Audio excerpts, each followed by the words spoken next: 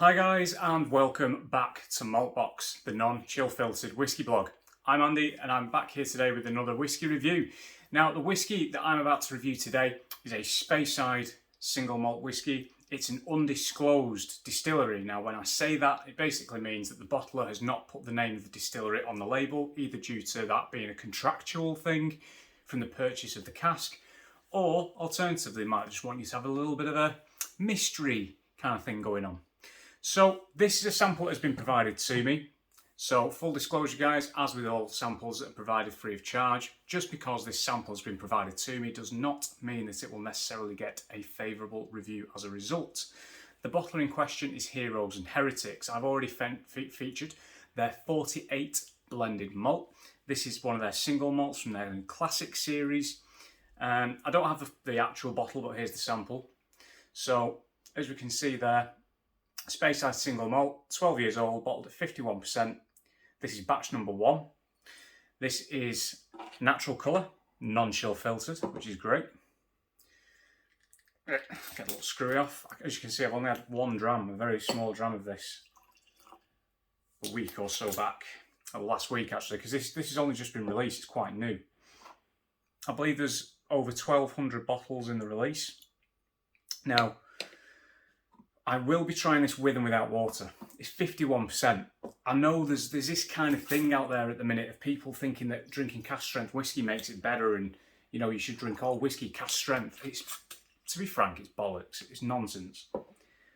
It's just nonsense. It's not big, it's not clever. Some drams are better at full strength, but there's so much to unlock with a little bit of water.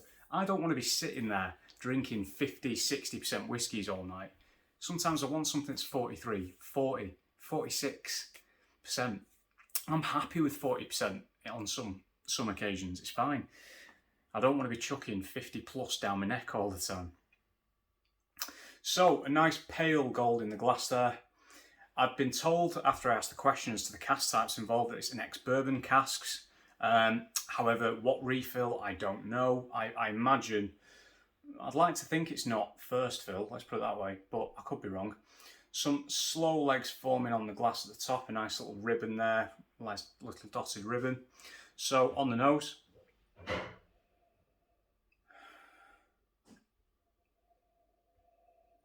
it's quite hot, it's a bit nutty, there's some sort of like apple in there, a little bit of vanilla.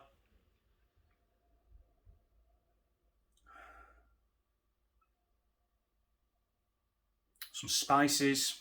I'm thinking nutmeg, also possibly something a little bit more savoury, maybe like turmeric or something.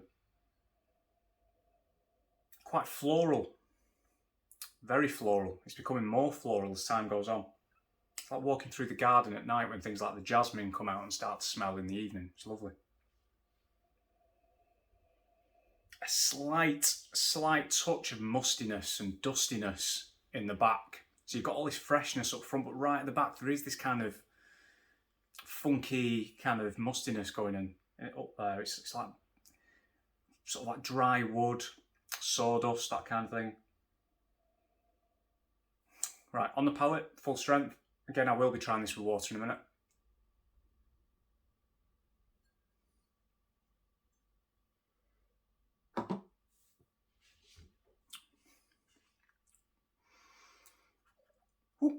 Right, good texture, some nice creaminess in there initially, vanilla, that florality comes back.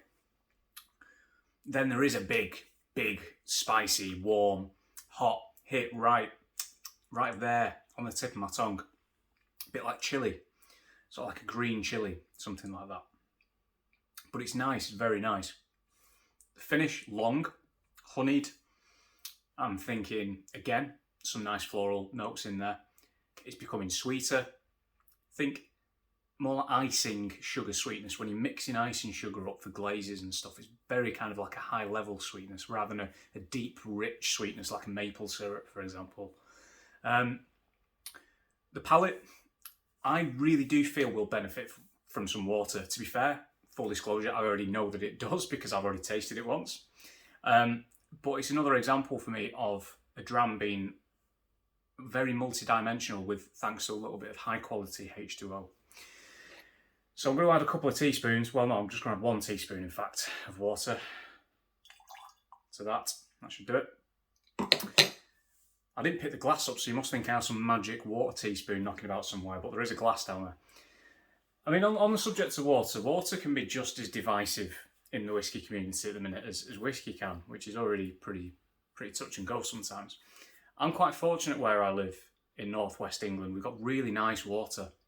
It's not hard, so it's not got a lot of calcium in it. Not got a lot, basically, things like limescale and stuff. You don't really get that round here because it's like generally filtered through like sandstone and stuff. It's quite soft water. I think my supply comes from the Lake District possibly. So Lake District, famous for its lakes, natural beauty, is famous for its lakes full of water. So I'm quite fortunate. In South England, for example, particularly areas like London, the South East, some of the Midlands, some of the Southwest, down like Devon and Cornwall, have really hard water. And when you add that to whiskey, it can completely change it. It can. I use tap water because my tap water is really good.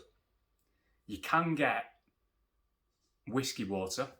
There's a company called Larkfire that bottle these little, cans of water from, I think, the Hebrides or something.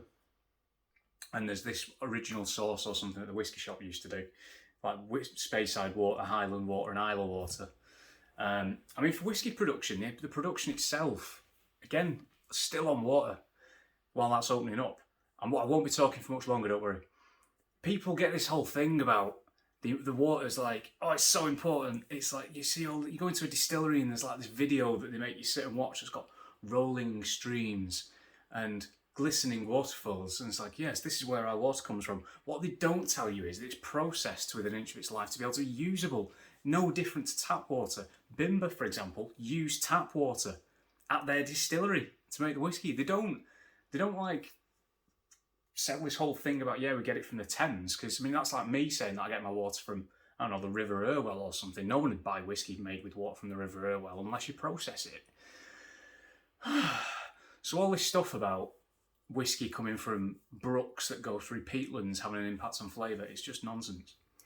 Right, so back to this. So now we've got a bit of water in here. The nose already much more attuned, much more harmonious with itself.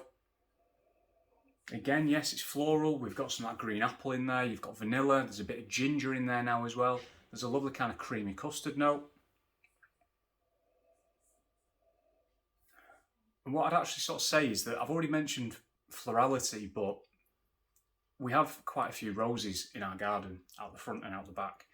And one of our favourites to have is called Bridge of Sighs, which is a really nice orange climbing rose, which I believe is a tea variety. And what that basically means is a lot more to it, but it smells like tea. And it smells like tea rose to me. It's fantastic. I love that smell. I love the smell of tea rose. Absolutely gorgeous.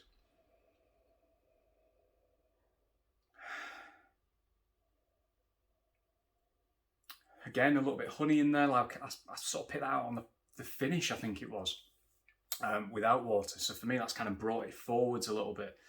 I mean, just looking at the glass, the tears are still going down the glass quite slowly. It's gone a tiny little bit cloudy, which shows that it's not chill filtered. And that cloudiness is what distillers and bigger companies sort of say puts people off, which in some cases it might, but as long as you tell them why, are people going to be that bothered? Probably not. On the palate with water.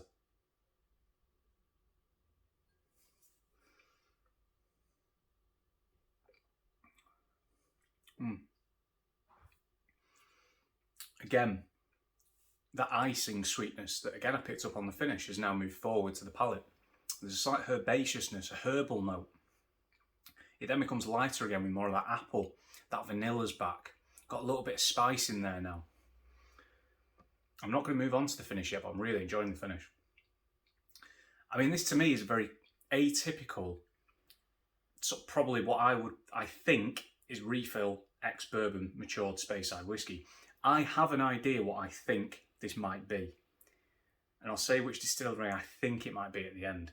I'm probably completely wrong. I suck at guessing distilleries. I very rarely get it right. I'm not one of those people that can pinpoint a Glen Spey from, you know, I don't know, a Dufton or something like that, or a Glendullen or a Glenord. I probably couldn't tell you which was which, to be honest.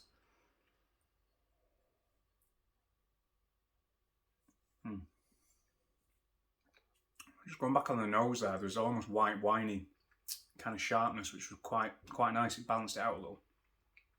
So on the palate again, we've got like sort of maybe like a cheesecake base kind of thing going on. That vanilla's back with a vengeance. Just a tiny bit of lemon peel, lemon zest. Finish, sweet, medium length, not too cloying, not too rich. A very nice light space cider. It is. I believe this retails at around £55, 55 to 60 quid. I mean, to be fair, that's pretty good value in the scheme of things. The presentation, the choice of cask as well. I think this is a really, really nice whiskey. The distillery, I think it is, which again, I could be completely wrong, and the guys at Heroes and Heretics and everybody else out there might laugh at me. It reminds, oh right, do you know what, I'm not going to call it. I'm just going to say it reminds me of some Glenmurrays that I've had in the past. From other bottlers. Not this one, but it reminds me of Glenmurrays that I've had in the past. Could it be Glenmurray? I suppose it could be technically, because it is a Speyside. I suppose any Speyside could technically be it, couldn't it really? But for me, it does have a lot of that thing that I like about Glenmurray. It's got that slight softness to it, particularly with water. You've got the vanilla, you've got the florality, you've got a little bit of sort of pep in there as well.